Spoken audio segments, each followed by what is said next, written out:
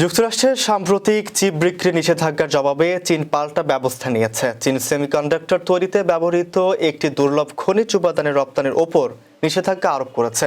এছাড়া 13টি মার্কিন সামরিক কোম্পানি ও 6 জন নির্বাহীর বিরুদ্ধে নিষেধাজ্ঞা আরোপের ঘোষণা দিয়েছে চীনা পররাষ্ট্র মন্ত্রণালয়।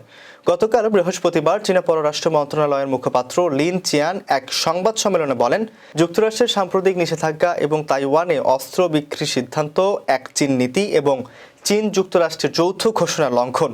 এসব পদক্ষেপ চীনের সার্বভৌমত্ব এবং ভৌগোলিক অখণ্ডতাকে মারাত্মকভাবে ক্ষতিগ্রস্ত করছে। তাইওয়ানের স্বাধীনতা প্রচেষ্টা ও যুক্তরাষ্ট্রের সমর্থন তাইওয়ান প্রণালীর শান্তি ও স্থিতিশীলতাকে হুমকির মুখে ফেলছে বলে তিনি মন্তব্য করেন। গত 2 ডিসেম্বর যুক্তরাষ্ট্র চীনের কাছে সেমিকন্ডাক্টর বা চিপ বিক্রির ওপর নতুন নিষেধাজ্ঞা ঘোষণা করে।